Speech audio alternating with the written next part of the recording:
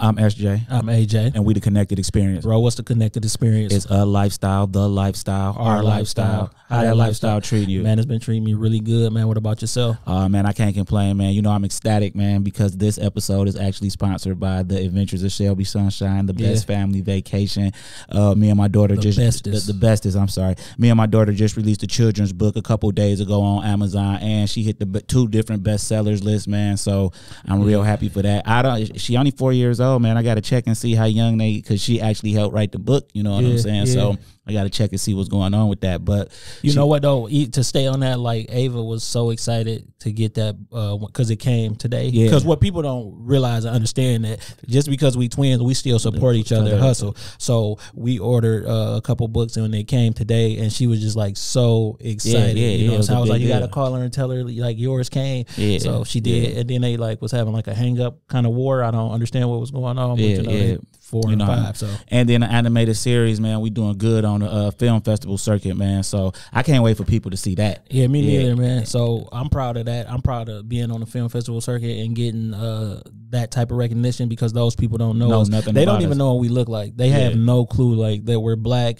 that nothing, because we use the picture of the animation for the picture of the for the circuit. So that's pretty cool. You got a word of the episode? Yeah, I do, man. Manifestation, a symptom or sign of alignment. What about you? And I also got a word is meditation, and that's the action or practice of meditating, man. Okay, now why was that your word? Because I meditate every morning when I wake up before I get out to bed, bro. I just put some positive affirmations in the air and tell myself what type of day I'm gonna have, man. So why was manifestation your word? Hey, because I manifest like my whole entire life to this point. Like anybody who listens to us like know I'm married and everything, and I've been married for 14 years. I always see myself married. I always see myself with between 0 and 2 children. I have 2 children. You know what I'm saying? The 0 was still on the fence, but we chose those because we got a very special guest today, Billy Carson.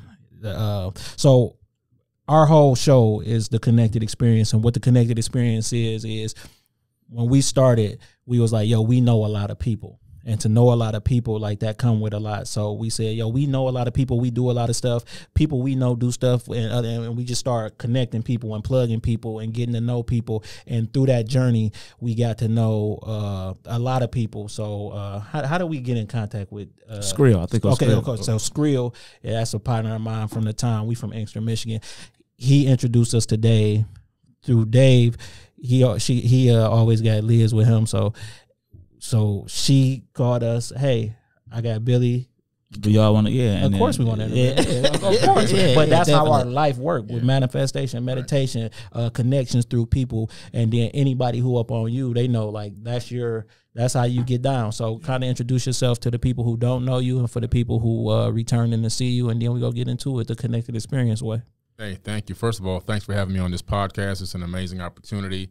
I'm happy and blessed to be here to be able to talk to your listeners. My name is Billy Carson. I'm the founder of Forbidden Knowledge. It's a concept that I came up with back in 2011. I had gained knowledge for 40 years, basically, of research, investigation, and traveling around the world 3 times. And I felt like I had so much boggled up inside me that the world just needed to hear. So I created the name, Forbidden Knowledge, so that I can get this knowledge out that it's not exclusive knowledge, it's not top secret knowledge, but it's hard to find bits of nuggets of information that I thought people really needed to know about. And so I started pushing that, talking about it, everything from esoteric wisdom, ancient civilizations, advanced technologies, information I got from mystics and guides and sages in the woods and the bushes and everything else. And it started catching the ear of a lot of people. Yeah. Right. And eventually TV shows started calling me, producers started calling me. And I've been on the Travel Channel, the History Channel, the Science Channel, Discovery Channel, Dame Dash TV. Connected Experience. The Connected Experience. So everything. So talk about how a kid from New York that was living in Miami even wanted to do any of that. You said you've been around the world 3 times, and you basically like one of the biggest experts in ancient civilization. So like, when did you ancient world civilization? When did you know that that's what you wanted to do when you was growing up? Like, how did you get to that point? I tell you, it was an interesting process to get to that point. I was born in New York City in Queens General Hospital. Okay. But then moved to Miami, Florida when I was a kid. So when I was 7 years old, I'm living in Miami. Okay. In Opa-locka, in the ghetto. Yeah. And so from there, I saw something in my backyard that didn't look like an airplane. I didn't know what it was. Okay. And before you say that, is Opelika like close to the airport? Yes. Yeah, just for people who don't know, like it's close to Miami Airport, so you usually will see planes coming over and leaving and coming back, right? You get planes from two areas. You get one, so you get the big planes from the Miami Airport, and then you get the smaller planes that came from the nearby Opelika Airport, a private airport. That was the airport in the movie that Martin Lawrence did with Will Smith. Bad Boys. Bad Boys 2. They did a scene at that private airport. Yeah. But so I was looking out there and I just saw this object. It came across my backyard really fast.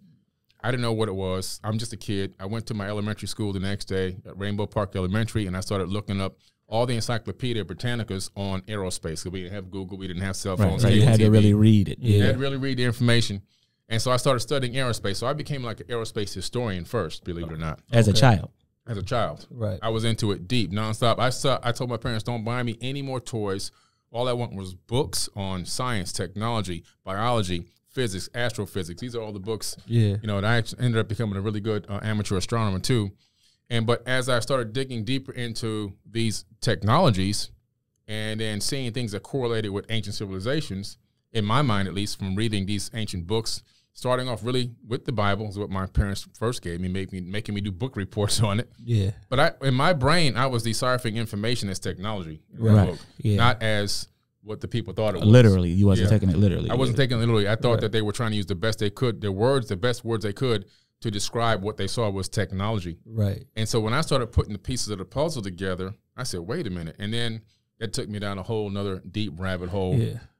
And now I've gone back far beyond biblical texts. I've gone, text that's 30, 40, 60, some texts 100,000 years old. Right. And I've become an expert on these ancient texts, scriptures, cylinder scrolls, papyrus papers, parchments from all around the world. Now, when you doing this and you doing this research and you walking up in here, you this black guy from Florida with New York ties, right. How are they looking at you though? Because usually that's not something like they would expect, right? And so like, do they be standoffish when you want to say, I want to learn about that? I need to, because I heard you say one time, like, I don't just Google search something, like I spend the time and the money to dig deep into this. Right. So, and I know there's some of these books and stuff that just put you on some radars that a lot of people might be afraid to be on. You know what I'm saying? But like, we don't have no fear, and I can tell that you don't either by watching you talk over the time I've been paying attention to you and everything. But like, what kind of pushback are you getting when you getting to dig deeper? Because the deeper you dig, the more you find out, and the more truth. Because like, before you answer that, like, I know you a big component, like religion is just to rule the world. We've been taught like that. Right. Like, if we can get,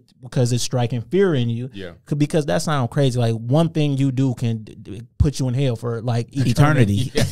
One thing. So you got a long life, right? But God is forgiving. Right. That those two things don't go hand in hand. Right. So like, what kind of pushback do you receive? My pushback hasn't been from any mainstream arena. It's only been from the people that are still mentally enslaved. Yeah. The biggest haters or the biggest trolls or the biggest people that actually threaten my life, the death threats that I've gotten, which I've had to contact the FBI and the stalkers and all this kind of stuff, were people primarily that believed the world was only 6,000 years old and believe in religion. Right. So those are the biggest threats that I've had so far to date. I've had to go get my concealed weapons license, and I have my driver's an armed guard now. Why would somebody threaten your life because of your level of knowledge? You understand? Or it's because it goes against what they believe. Like, so like, I was just watching a video and you was talking about like Jesus, and you were saying how Jesus is not even a name, and people get so offended if you say that, but then they agree to a certain extent. Like a lot of what you find often in the African American community, like they argue everything on Jesus with the white picture Jesus in there until you be like, but they say Jesus was black because he looked like this, and color don't matter. You know what I'm saying? So anything that they find, but like when you get in these bookings and stuff, like how thoroughly do you check them out before you accept them with people? People want to do you harm. Right. Well, a lot of before this whole thing happened, I don't even want to say the name because they can block your video. But before the situation happened where we couldn't go outside, it was very easy to vet the places because these were big conferences, huge workshops, big conferences. And then I started doing my own. So I was the one setting up my own schedule. I was making my own tours. Basically, my own book tour, signing tours, my own conference tours. That way you're familiar with the security and you're bringing everybody. Exactly. I'm setting it up. And then the other bigger ones like Contact in the Desert or Conscious Life Expo, they had 15, 20, 30,000 people. The big one I did at LA County, 25,000 people. I knew those promoters and those conference people who set it up and security and everything else. So I never really went to just some random, hey, I'm going to book you and I'm going to show up. Okay. They were always big events. Okay. Yeah. So after obtaining all this knowledge, because we was talking about the Amazon bestseller list, and recently you 30 months on the Amazon bestseller list, which is good, man, phenomenal. So when did you decide that you wanted to spread the knowledge and become an author? Well, I had been talking about, after I read the Emerald Tablets of Thoth about maybe 45 times, so we're in that range, I started then expressing myself about it a little bit online and talking to other people. Oh, yeah, I read the Emerald Tablets, and I would ask them questions about them, and I realized that they only can pick up the esoteric part, talking about spirituality, seeking the light. They didn't get into the deeper meanings of it and what multidimensionality and other aspects, and they didn't even see where all the religions came out of it, and technology too. So I said, I need to write a book about this, and that was about 4 years ago, and I just kept saying it over and over again, and I just never did it, and then. One day I said, wait a minute, just about 2 years ago, whatever, a little over 2 years now, I said, wow, I keep saying I'm going to write this book and I'm not writing it. I know people need the book. Right. So I said, that's it, 2 weeks. Nobody's going to call me, contact me. I'm not going to go anywhere. It's only Uber Eats. That's it. I locked in for 2 weeks, 15 days. It's going to be 15 chapters. I did a chapter a day. Right. Yeah. So what's the name of the book for people who don't know? The name of the book is Compendium of the Emerald Tablets by Billy Carson. And would you explain what the Emerald Tablets actually are for people who never even heard that term? Absolutely. A compendium means a breaking down of or an explanation of, and the Emerald Tablets themselves is an actual ancient writing by this entity named Thoth, Thoth. Right, and I hear you mention him a lot. Yeah, we get the name Thoth from there, and he ruled over the land of Chem for 14,000 years. That's before it was called Egypt. It was called the land of Chem. That's where you get chemistry and alchemy. Okay. And this is coming directly from the Egyptian hieroglyphs. That's not something I made up. Right. This is something that if you can just go and you can just find it research it yourself. Exactly. You know, and so basically, this guy's text is just so powerful. His information was so powerful. I said, man, the world just needs to. They need to hear this. And I said, I'm going to write this book. So I put the book out. And the book became a bestseller. Right. And when you were writing the book and you locked in for them 15 days, like, since you know so much about it, how did you know what to talk about? Because you said you read what you read about it 45 times. Yeah. So in that, you know what I'm saying? So in that 45 times, how did you break that down to what you actually wanted to get across in these 15 chapters? Yeah, well, when I, and to go back real quickly a little bit, is the Emerald Tablets, besides being an ancient text, by the way, this text was written in ancient land of Chem by Thoth himself, and then taken across to Mesoamerica, where it was discovered underneath the Pyramid of the Sun in Teotihuacan, Mexico, then brought back to Egypt again much later. Okay. And so as I'm writing text and going through it, the reader, the beginning stages kind of lets you know that the more you read, the more understanding you gain, the more wise you gain, and the more enlightened you become. So I said, I'm going to read this over and over again. And it's so true. The more you go into it, and especially when you read it verbally, you create these frequencies as you're reading it. You start to get this kind of vibe. It's almost like rap. It's really strange, you know? And it had this cadence to it. And then it starts to give you these crazy meditations and everything else. And that's when I realized this thing was really powerful. Yeah. And I would get these enlightenment or these downloads, you know, something would pop up. This section is not what it looks like. Go back over it again. I'd go back over it again. And like there's a section where he talks about, he raises his staff and he sends out a ray of vibration, stopping the group that came to attack him like stone in the mountain. I said, a ray of vibration has stopped them like stone in the mountain. Then I started looking up technology that we have that can do that. Right. I found the active denial system in the military. Okay. We have something that sends out a ray of vibration at a group of people coming to attack you or them, and it freezes them, stops them like stone. It can make them feel like they're on fire, vomit, like they're in pain, and all these. But it stopped. It stopped. So something that you said that was very key, you said that he wrote himself. Yeah. And I understood what you meant, because a lot of the text that we read and we hold near and dear to us was not written by those people. Yeah. By those people. Like, okay, so for example, they would tell us that the Quran was written by Muhammad, but then somebody would say, well, no, he had help because he was illiterate. You see what I'm saying? So he couldn't write it. Even with the Bible. Same old story. Right. It's the same old story. You just replace it with whatever racial group that you want to be in control, because we was Christians, we was Muslim, we've been to the Jehovah's Witness thing, all of it, and It's all made up, man. It's just, and I could say that because I understand why it's made up. It is made up, and I can't fault nobody for falling for the okie doke. Right. But what I can fault them is when you hear somebody oppose that should make you want to look into it instead of die for it like millions of people do. They don't even look into it. They like, I'm gonna ride for Jesus till I die. And my favorite saying is, well, on the day of judgment, everybody will know who was right. That's right. You will know. You will know who was right. So, because I think everybody, you got the right to believe what you want, Absolutely. but just because I believe something different, that's the conversation right there. That's you don't defend it with like, we don't got to murder you because you think different. We just gotta let's see why you think different. And see, what you just said is important. We don't got to see that murder you. See, the biggest reason on the cause for death on this planet is over religious beliefs. Right. Religious beliefs have killed more people. The Papal Inquisitions, 80 million people were tortured, murdered, and killed in the name of Christianity. Right. In Jesus' name. In Jesus' name. And so the problem that we have is people have gone, believing in this one book is going to give them everything they need. Right. But in true reality, it's not. And if you look to the history of it, they tell you, and it was spread around the world by love and peace. But murder. Murder. Now, carnage. Now, when you read these ancient texts and these emerald tablets and you get to understand vibration more, do you understand why so many people believe in this? Like, did he forewarn us that this was coming? Because like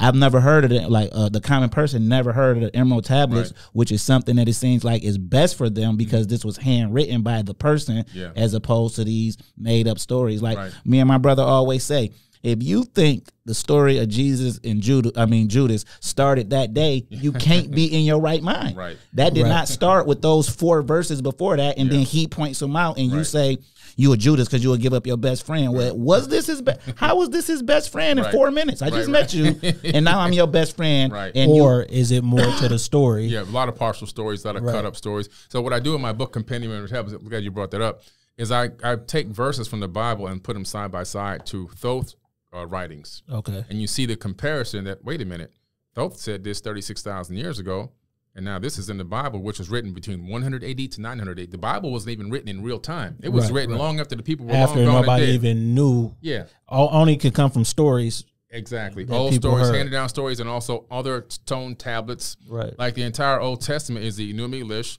the Atrahasis epic, the Code of Hammurabi, the Mahabharata, the Bhagavad Gita, the Indian Vedas, and the Egyptian Book of the Dead, some of the Tibetan Book of the Dead, and the Book of Adapa, a little bit of that.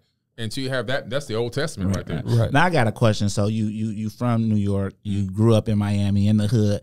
When people like realize what you were doing, going on around the world, like how many people like, yo, son, you crazy? Like, man. Billy went crazy. Like how who said that to you first? Oh man, my friends, friends like, man, what are you doing? And of course, family members that were heavily into religion kind of shunned me. And then even when I got married, my wife's mother was a Jehovah's Witness. Yeah. And she was raised Jehovah's Witness, and so I was the devil, and I was worshiping Satan. See, and this is why that's crazy, right? Because if we Christians and we Jehovah's Witness, we're not even supposed to judge what you're doing because you'll have to pay for it. I don't have to pay for one person's sin if I believe what's going on, right? So that's it's like you can't be a Christian and say you love it. And it's not a Christian bashing. We just saying like what the real we is. starting with Christianity. We going from Christianity as the reference point because that's what most of the listeners might identify with. Like, and it's like, you the devil because you want to know something different. Yeah, because you digging deeper. Yeah. Right. Because what you should be saying is, okay, that'll bring you back here. Right. Because you go find out the truth. Exactly. You know what I'm saying? Because even with Jehovah's Witness, right? Mm-hmm. Like, I just can't fathom that all these people who ever lived on the world, only 144,000 people will get to heaven. Yeah, it doesn't right? make any so sense. What time period are these people coming from? How do you pick? How do you know? Like, how, you know what I'm saying? Of course, you're never supposed to know, but it's a lot of stuff. He just said 80 million people died from one in the name of Christianity at one time. Right. And so you telling us 144,000. And those was the things that like brung us to like digging deeper. So that's why we would say like we went to church and then we would go see what they talking about at the masjid, at the Kingdom Hall. What is really, I even looked into the Mormon stuff. Like the Mormons, when they come over and knock on the door, come in, man, let's talk. Because I want to hear because now I don't bash nobody religion, but I want you to tell me exactly what woods that your homeboy appeared in, and then tell me where that's at in here. How does that work with all of this? Cause I want to hear everybody's point of view, because people don't be wrong; they just be misinformed, spreading misinformation. They just they're not technically wrong, because you can't argue feelings or opinions, and that's all religion is, feelings. You know what I'm saying? It's kind of like that's like your favorite sports team. But this is one thing I heard you touch on that me and my wife always touch on, because it's either two things when it comes to Jesus, and of course, like, Jesus is not the real name. That's what we was taught. But it's always two things with us, right? Either this story is made up, or is he didn't exist. So something being made up and somebody not existing, two different things, right? Because I said, well, Jesus got brothers. Where is the bloodline? Right. And then I heard you mention that he was also married with children, and you mentioned the bloodline. Merovingian bloodline. Right. And see, that's my whole thing, right? I said, especially in today's technology with DNA testing, they will be able to go, and if DNA is real, you can find a descendant and a far relative of Jesus Christ. They know where they're at. Yeah, right. And that's what I said. So either that part of the story is made up, because you got to think in Islam too, they say the same thing, that Muhammad ascended to heaven, right? And that's the reason they could come back. Jesus actually supposed to have died and went to heaven. So now we waiting on the rapture to come back. But still, if Jesus and God are all loving, nobody will go to hell, because you will forgive me for every single thing I did. That's why no sin is greater than the next. So that is just simple contradictions that people overlook because it soothes them. Right. Well, you know the biggest thing that I found in Christianity and even all the other religions is that there's this self-preservation piece that comes to mind for the individual. It's not that they really want to truly, fully believe this stuff. They're believing it only because they don't want to suffer for eternity. Right. So now what that's telling me is they just really want to preserve themselves. And this is based out of fear. And there's fear, there's no love. And so with these tablets, these emerald tablets, like, how much of it touched on like what we call polygamy, or what is it? Monogamy. Did any of it touch on any of that? Because this is what 36,000 years prior to the Bible. So you know what I'm saying? Because like, again, just using Christianity as a reference, when people get married, like, and they say the vows out of the Bible and all of that, but then Solomon had 500 concubines. He's not, no way. I don't even know 500 people that I could put in a room.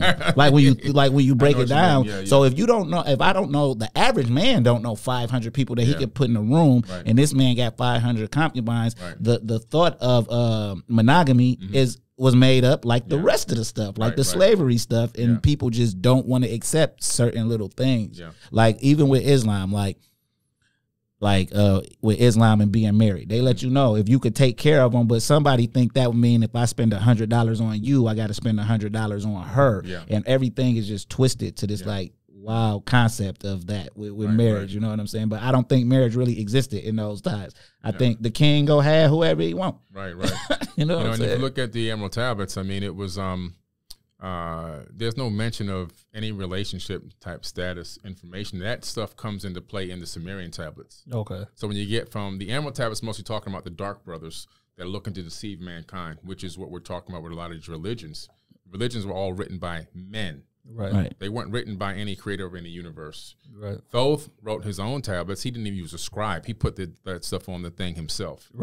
And he said, "This is what I'm telling you." The dark. And you've seen the original tablets? No, you can't see the original tablets. The original tablets are in the Vatican archives, underneath the Vatican. Like there everything else that matter. Yeah, of all the important stuff. There is one emerald tablet of Hermes, which is another one that he did, which has been deciphered, and I have it in my book too. That's in the Cambridge Library in England. And that's the one that was translated by Sir Isaac Newton. But even with the translation, how far off could the translation possibly be? Because translation is only what he think it mean, right? Well, if you have your own inflection or perception a little bit, but when you look at because there's been many over the years, there's it's not that off. It's pretty much almost the same. That, because that's kind of the thing too when you get into these religious texts or older texts, because like some letters didn't exist back then, so that's why I asked how different is it. Certain words or letters come into interpretation.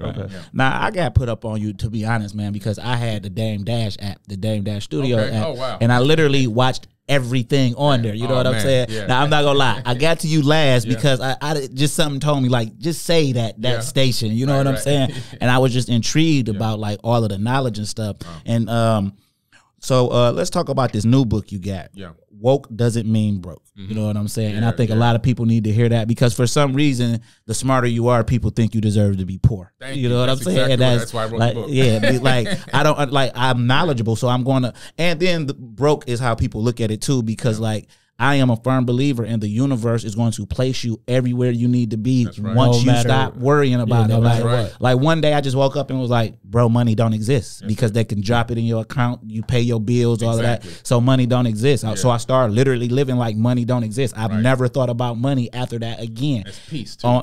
So today is Tuesday. If I got to pay a bill Tuesday, I'm only thinking about that Tuesday. There's nothing else. There's nothing to worry about. If it don't get paid Tuesday, hey, it didn't get paid Tuesday. Like, and that's where it come in. So explain why you have to tell people that woke doesn't mean broke. I've been well off for a very long time. Okay. I started my first successful business when I was 12. Okay. By the time I was 13, I was making more than my parents.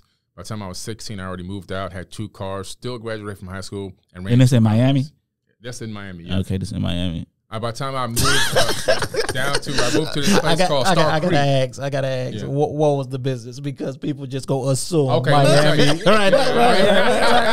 Now, this wasn't the cocaine cowboys. Right. They had a hold on that. Yeah. But so I tell you what happened. So I was sitting in my friend's dad's car, and his dad had a analog turn dial radio. Now before this story, do you have siblings or are you the only child? I got siblings. Yeah, I have 2 brothers and a sister. Okay, I'm the oldest. Okay. Yeah, and so he was, the old turn, dial, tune in radio. Yeah, and I had saved a little bit of my money that I got from selling newspaper subscriptions door to door. When I was 12, I got that job. My dad told me you got to go get a job and pay rent here. So I early. Yeah, so 12 years old to 16, and how are you? Miami News. You knock door to door selling a subscription. I was the #1 salesman. I saved all my money. I only bought one thing. It was a watch, a calculator watch from Kmart for $19.95. Yeah. Kmart don't exist no more, kids. Yeah, I know, right? So I was looking at the radio. I told my friend, these digital numbers are going to be on that radio one day. He's like, no, I'm telling you. Yeah. The next week, I go to Winn-Dixie grocery store for my mom, and there's an Opportunity magazine on the magazine rack where I used to go. But it used to be high, but this time it was right in front of my face. I opened it up. The page I opened to was Galaxy Electronics, still in business today. Yeah. New York City. And they had digital car radios, the first ones ever coming out, and it was wholesale. You can buy them wholesale and resell them. I had my money. I called up the company. I ordered COD, cash on delivery. They don't even do that no more. Right. There's no risk to them because if you don't pay the UPS man when he comes, you're not going to get it. You're not going to get it. And the guy was like, you sound like a kid. I said, no, I'm just getting over a cold. The guy sent me the first batch of radios, and that was it. I started selling those radios like hotcakes. Okay, so you were selling the radios to the cocaine cowboy. No, but what's so dope about that, right? Because even how we talk about manifestation and everything like that, even when you didn't know what you was doing, you did it because you just told your friend, like, this is going to be on here. The magazine, usually this high, is right here. Open the page. Boom. Like, it's divinity, right? Divine timing. Divine timing. Right. Everything in divine timing. Yeah. And so that's how I started the business. Then by the time I was 13, I had people coming from the Tri-County area. I was selling the EQ boosters, the Sanyo high power amps. 10s and 12s and 15-inch subwoofers and 6x9s and the whole work. Then I had a guy from down the street who was working at this other place doing installation. He was doing installation right in front of my house. Oh, so I could sell it to him and he'd put it in. Nobody could beat my prices. I was working out of the house. Yeah.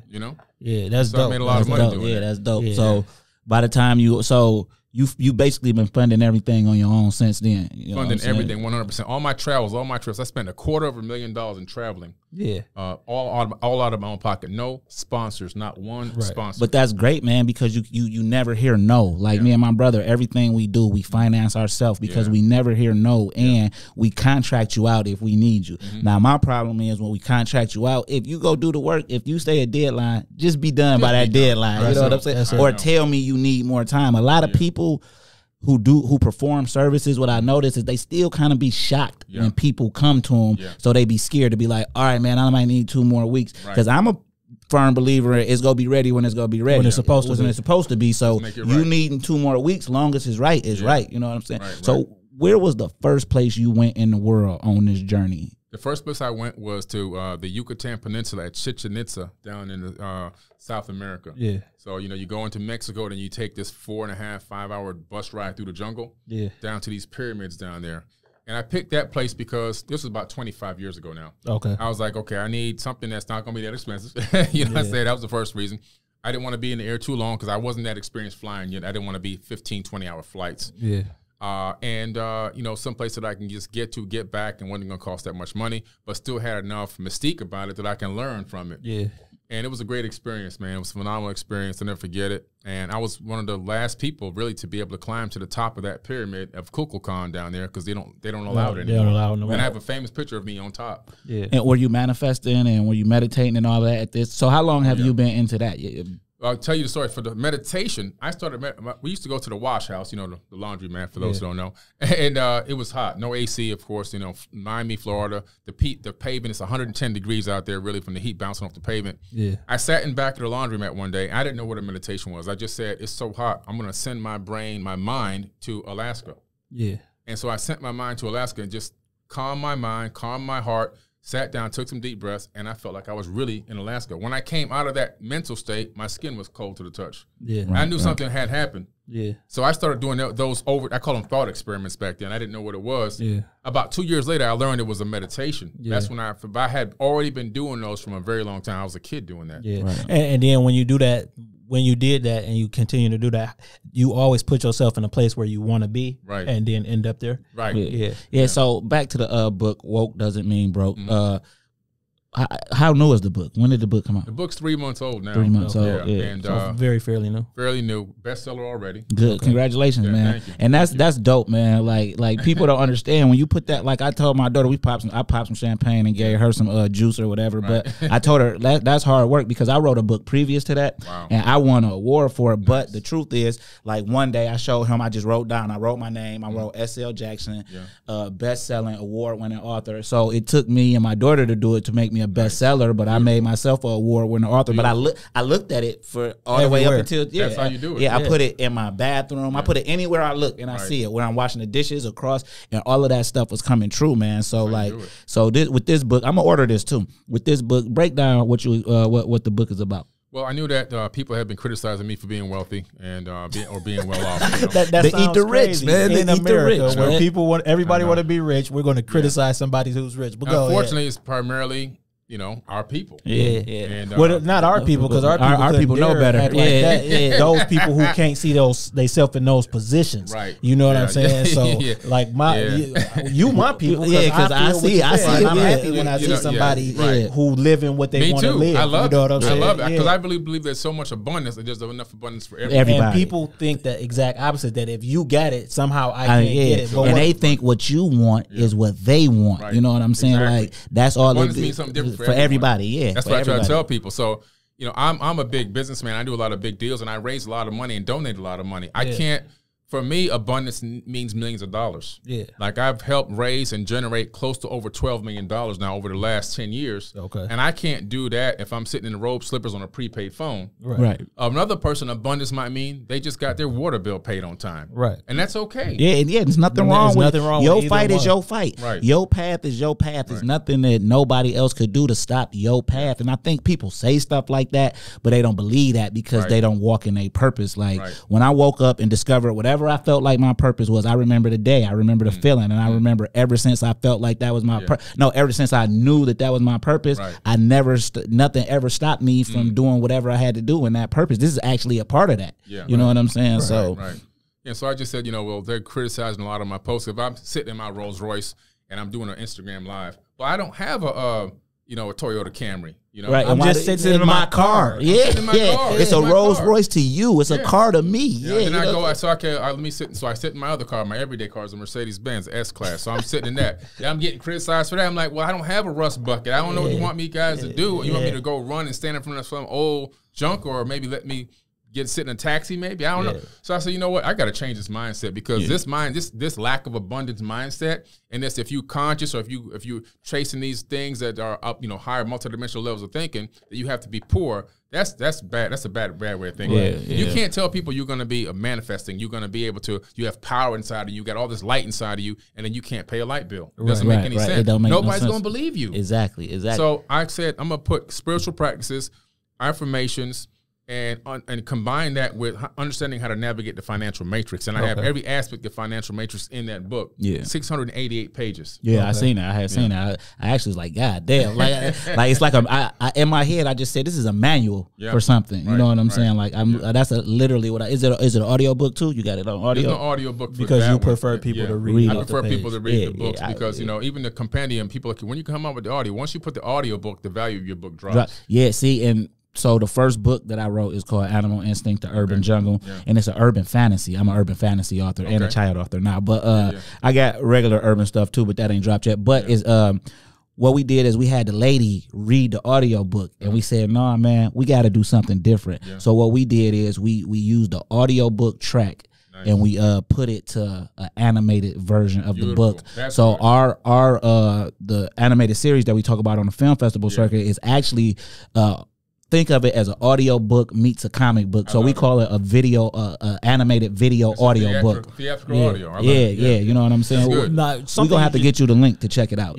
Something you just mentioned was multi-dimensional thinking. Kind of break that down because this is for people who don't pay attention to you, who might not know how you speak yet. Kind of tell them what that means, because like how you say, I heard you say one time, like energy is literally transferred. Like every thought anybody ever thought is out here in the universe, and nobody can stop it. We just computers right here for the time down. That's why you said you didn't say something. You said you was downloading information because it's all about technology, and we just here through the technology for this time being. Kind of speak on that. Yeah, so basically we have, you know, in theoretical physics at least, we believe that there's 11 dimensions that exist in this universe. We believe that if wouldn't be 11, the universe itself would collapse. Right.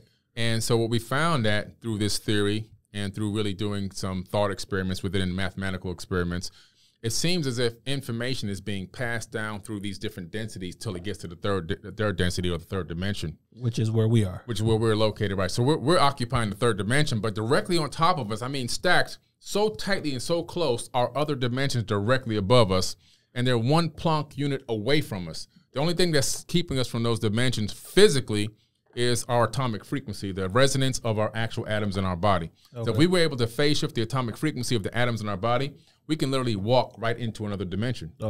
So, but now what does go multidimensional is consciousness. They've already figured this out. Now it's a fact, even through analyzing the way that brain synapses work and analyzing brains through scans, through different thinking, people thinking and being connected to a computer, they can see that certain thoughts phase in and out of the third dimension. Where are they going? They're going multidimensional. Consciousness is being streamed down from a higher place and is coming down through dimensions until it gets to us. The evidence of this is an experiment they did where they had people sitting in a room, different rooms, watching screens with pictures on them, connected to a computer with their brains.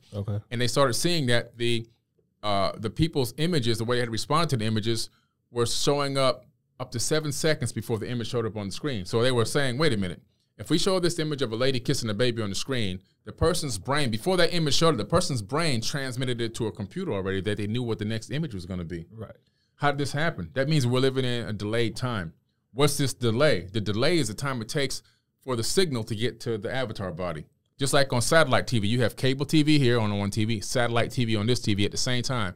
Cable TV is going to be more real time. Satellite TV is going to be delayed. And even if you got two cable TVs on in the same house, one of the TVs, you hear it when you, exactly. So that's what's going on. So we found out that, you know, there's multidimensional thinking, there's multidimensional consciousness. And when you start to think at a higher plane of existence, your mind is actually stepping up.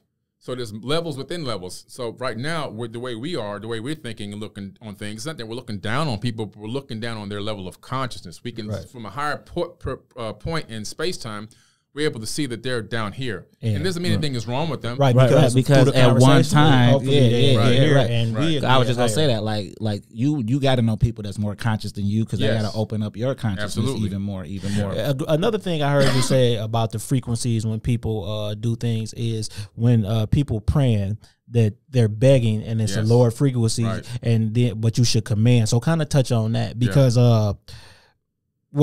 touch on that. See, if I connect the electrodes to your brain and connect to a computer and then tell you to start praying, what's going to happen is on that computer screen, I'm going to see a very slow, wide oscillation.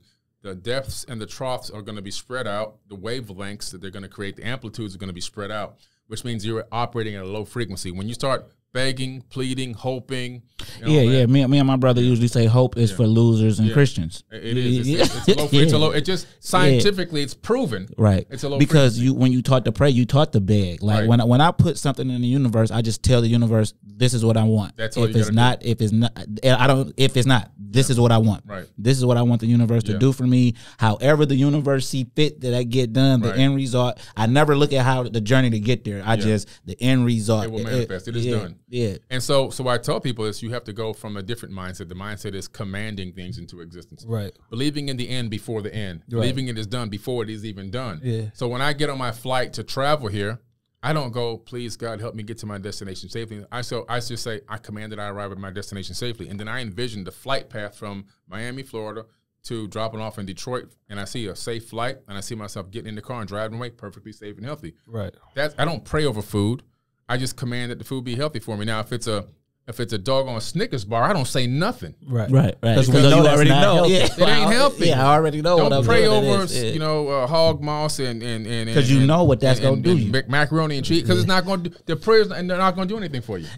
Go ahead. I want to ask you about how you feel about cannabis. Listen, I think it's a phenomenal thing. I don't use it because I don't have a need to. Right. But if I found out that there was an illness in my body that I can use it for, or if I was suffering from PTSD or something that I knew it could calm me and keep me sane, I would use it. Yeah. Okay. And I think that it's a plant, and so people who have been arrested for that, I think they just locked up a bunch of florists, and I think it's a horrible thing. I mean, that's the American way. That's a sin. Yeah, they're making money off of it now, and they got all these people locked up for selling plants. 40,000 people still incarcerated. And what about your diet? What type of diet do you? I have a mixed diet. I used to be 100% vegan. Okay. I even tried raw vegan for a long time. I started off eating mostly plant-based from the time I was a kid, simply because I was afraid to swallow the meat, to be honest with you. Okay. It had nothing to do with any kind of, I mean, I love animals, but it wasn't because of that. Yeah. I just was grossed out by it. As I got older into sports, I had to eat whatever, because we were so poor. I was eating toast and syrup at home. So whatever the coach gave me, I ate it. Yeah. And, and then got older, got back into my plant-based again. But then in the last 10 years, I started getting really sick.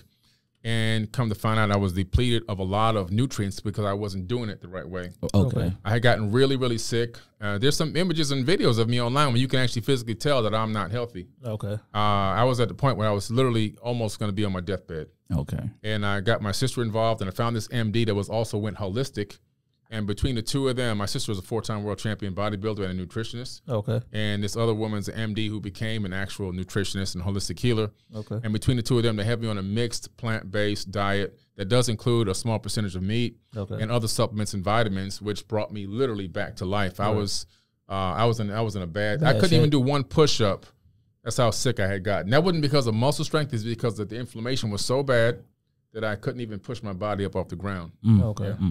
Now, we keep mentioning this Rolls Royce. Everybody mad that you in your Rolls Royce and all that. But let's talk about this big thing that you're doing, man. At the end of the year, this Rolls Royce giveaway. You auctioning off a Rolls Royce. Let's talk about that. Oh no, he's raffling it. Yeah. I'm sorry, not auctioning, raffling. Those are two different things. Yeah, you raffling off a Rolls Royce. Let's talk about that.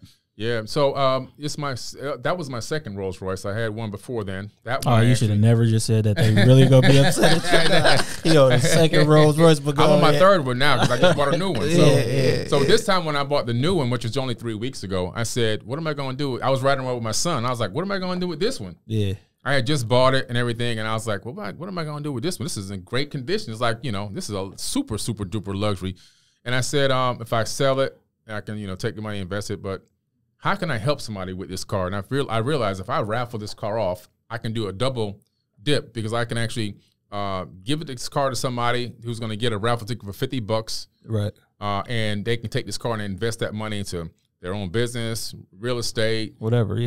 So they can accept the cash value for the car, and or they have to physically accept the car, then sell it back. Then sell it to somebody. The car will sell it the same day. Yeah, that's what I'm saying. Anybody will buy the car. If I win, I'm bringing somebody with me. and so that's what I said. And then I'm going to take the proceeds from the raffle, and I'm going to help. You know, every year I've been doing like 2,000 holiday gifts. I'm going to do like 4,000 holiday gifts to underprivileged children. The backpack giveaway. 4,000 backpacks. You know, for fall and also for winter, because people run out of their bags get tore up. They run out of school supplies. Yeah, and then also single parent final notice electric bill. So I was doing that myself for the last 4 years, $46,000. Yeah, every winter I log into people's bank. Log into their people's electric bill account with my banking information and pay their bill. Yeah. So they would go to my website. I put a link up every winter that says, FP&L or your electric bill discount, whatever. They'll log into there. They'll fill their information out, and I'll check it out. Call them. They have to send me a copy of their real final notice bill. If it's a real final notice, and I say, okay, I can pay this one, I'll log in and pay it. Now this time I'm going to take a lot of that money from the raffle and pay a lot of these final notices. Right, which will actually ultimately do more. You know right. So how will somebody get in the raffle? Well, just go to my website, forbiddenknowledge.com. That's with the number 4 BIDDEN. That'll be in the link of the description. That'll be in the description. Forbiddenknowledge.com. Then at the top, it says Rolls Royce giveaway. Okay. Click on that. All the rules and regulations are there. Rolls Royce in Fort Lauderdale, Florida, the Holman Motor Cars is actually going to host the raffle right there. Okay. I'm not doing the raffle myself personally. It's a third party. Keep it all in the legit. No family members of my company and employees of my company or whatever can win the car. Okay. And it's a third party raffle, and I'll be live there on that day when we do it that weekend of December the 18th. Anybody can come down in person if they're in the area, want to come in town or whatever. I'll be there, sign autographs, sign books, whatever. Yeah. And the car can be shipped to anyone who wins anywhere in the worord. And the shipping is with the winning of the raffle? Yes. Okay. Yes. I just want to make sure I don't got to pay for this to get. Oh, no. It's included. And anybody who buys a raffle ticket, they automatically get 6 months of Forbidden Knowledge TV, my TV network. Right. Which is $7 a month. But I'm giving them 6 months for free, so they're automatically going to get something out of it. Now, where do they find the TV network at? Just all on the site is also? Yeah, forbiddenknowledge.com. Just click on TV. Now you seem pretty sharp when naming and speaking about things. Yeah. Why did you call it Forbidden Knowledge again? Well, Forbidden Knowledge is, it's information that's kind of hidden or hard to find. Yeah. And so I decided to put together information. I found that I could bring pieces of the puzzle together. Yeah. And I was like, if I can do this for people, I can bring them to forbidden knowledge, the knowledge that's been hard to find. They don't have time to research this stuff. They got kids, jobs, and distractions going on. And if I can put this information together in a way where they can now go research all these little different pieces and come up with their own conclusions, I'm bringing them to forbidden knowledge. That's dope. Now you got something else big going on in August 22nd at 2:22 it is. Yes. So let's talk about what's going on August 22nd, 2021 at 2:22. Doing a meditation to help reduce police brutality. Okay. And so, we've tried everything, obviously. Picketing, rioting. Yeah. Well, them really wasn't riots because I can't really 1,000% say that those was done by people of the community. No, you know what I'm saying? I'm talking about generation. Okay. But I don't believe that. We know who they were. Yeah. That wasn't our people. Right. But so I just figured, you know what, meditation is a powerful tool. We're talking about, again, the ability for the mind outside of space, mind outside of time. A brain now we found in laboratory conditions. Okay, real science, peer-reviewed science, they can take your mind frequency and they can control his hands using your brain. He can hold a controller for a video game. These are real experiments. Yeah. And they can have you think about moving the controller and his hands will move without him trying to move them. So they've now got this inter-brain linking thing going on. They've discovered that you can send your emotions into his body in laboratory conditions. They've got it all figured out. Why can't we meditate on the heart chakra of people on active police duty and increase their empathy by sending our empathy into their bodies outside of space and time and thereby decreasing the amount of police brutality that's happening. And this is a passion for me because my father died from police brutality. Oh, how old were you? That was only 2 years ago. Oh, so what? Yeah. In Florida? In Florida, Palm Bay. So he went to a concert He was 74. Yeah. He went to a concert that he was invited to by one of the band members and put in the front row. Yeah. And it was a big Band 50 concert, so of course it's mostly not our color there. Yeah. He was the only one. He had on a suit I had just bought him. Yeah. And shoes. He never leaves the house. First time he left the house in months. And unfortunately, somebody called 911, you know, they call them Karens or whatever. Yeah. And said there's a black vagrant in the front row harassing everyone. And he was invited to the show. Within 4 minutes, the cops came with all the cell phone cameras and everything. They didn't even care. They just literally went to beating him, broke his back, gave him a double concussion, left him there bleeding. A 74-year-old man. 74-year, 118, 120 pound. He was, I mean, bone thin, little tiny guy. My dad was a tiny man. I don't even know how I got this big. Yeah. And, yeah, it was a bad situation. And it led to him taking a lot of pain medicine and drinking and never fixed his back right. So finally, after he couldn't handle it no more, he increased to like 5 to 6 cases of beer a day. He went to the hospital again, and they said, we got to admit your back's not right. It's gonna be one wrong move and you're gonna be paralyzed. So they admitted him. And after they admitted him, they didn't give him any pain medicine or alcohol. After all that, and they knew he was now alcoholic and a drug addict on those pills. Right. And he went into seizures. Withdrawals and everything. And the withdrawals erased his brain, and then he went brain dead.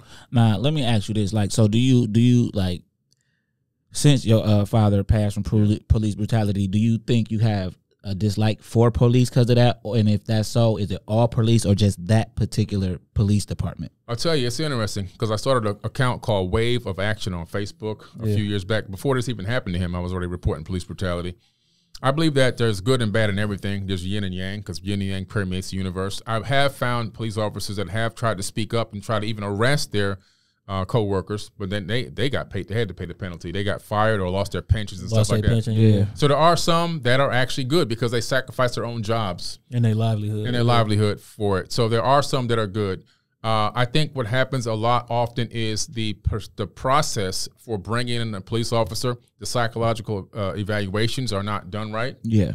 I think that also once they get in there, there's no consistency with the testing and the training. The training, yeah. It's just too easy to become one. Yeah, right? Yeah. And now you got all this power and you got all this training, and then they give you this military equipment. Yeah. And you're chomping at the bit to use it. And now you get this phone call, oh, we going out now. Yeah. And you get like, I want to use all this training. I've been pent up with all this training. I got this training in me. How can I use it on somebody to see if it works? Right. And then all of a sudden, boom. And of course, if you're, predisposed to racism, that just adds another level to it. Yeah. So have you been to Inception? Yes, of course. Yeah. So what is your favorite thing at Inception to do? Well, I think it was the float tank was He was afraid of the float tank. I was not afraid of the float tank. I didn't know that it was gonna do that to my hair, man. It was just the salt water. I didn't know that. My favorite is the brain training. My favorite is the brain training. I like it all actually. Everything that I had a chance to do. I got to get back up in there. Yeah. So tell the people again where they could go to find out everything about you if they never heard of you and they know nothing about you. Well, you can go on forbiddenknowledge.com with the number 4, forbiddenknowledge.com. You can go to also forbiddenknowledge.tv. That's my TV network. That's on Roku, Apple TV, Amazon Fire TV, iOS apps, and Android apps. Okay. And I also have my own social media platform called Unite the 99. So we're trying to unite the 99%ers of the world to come in, and just post your content and information. It's like a combination of Facebook, Instagram functionality, but no algorithms. No AI trying to suppress what you're trying to say. Okay. So it's a great place to post content, information, even advertise and market your podcast and everything else in there too, because it's clickable links. And of course, my books are on Amazon.com. Okay. Oh, and right before we get out of here, one time I heard you issue a challenge to any preacher or anything that dispute what you say. Yeah. Has anyone taken your challenge? Nobody's taken my challenge. I did get contacted by one gentleman, and he sent me a message through DM, and he wanted to talk to me. He wasn't really trying to challenge me, but he was trying to come with his point of view, and I let him talk. And then at the end, he got done typing in all his statements about all he can go back was to the biblical reference because he didn't have any ancient reference. And I would just say, well, where'd this particular verse come from? And he couldn't tell me. I said, well, let me tell you where it came from. I showed him. I said, well, where'd this information come from? He couldn't tell me. I said, let me show you. This is where it came from. And so I would go back and take the direct sources for him. I said, now go research this because you got a lot of research to do. He said, I think I need to look into this a little bit. I said, you really do. Yeah. Because when you start challenging people or start coming up with and your only reference point is this information, which is really new. Right. Compared to what the information I think that's what people need to understand, that no matter what, something has a reference point. Right. Right. So what we used to say is we interview a lot of people who have never done interviews before, right? And we say to them, we want this to be the reference point. So anybody who do an interview with you, go have to come listen to this. So it don't be the same interview that you just had and stuff like that. And everybody need to understand that no matter what, like you even have a reference point. Your parents are your reference point. Right. Your grandparents are their reference point, and so on. So people just got to understand that it's the importance of a reference than what point. we think. Yeah, absolutely. Yeah. Where can they find you at, bro? Forbidden Knowledge. No, bro. I just did it. Come again. All right. You can 1sljackson.com, 1sljackson.com, and if you go to Amazon, you type in the Adventures of Shelby Sunshine, the bestest family vacation. We holding a strong. We debuted at number 9 on Crocodile Books for kids chart, children's crocodile and alligator books. We debuted at a strong number 9. We debuted number 51 on the early elementary childhood bestseller chart. So type that in, man. Give my baby a read over. You know what I'm saying? This is the future because all her fans are going to grow up with her. We about to start working on the next book soon. So we coming, man. And the animated series, we got that. We can't wait to let people see the trailer, man. People well, not even that. I was talking to her. We gonna do a new trailer too. With everything else. If you want to find us, man, you can Instagram TCE Pod. You know, we drop every Monday as far as the podcast, and we appreciate you coming, man. We appreciate your time.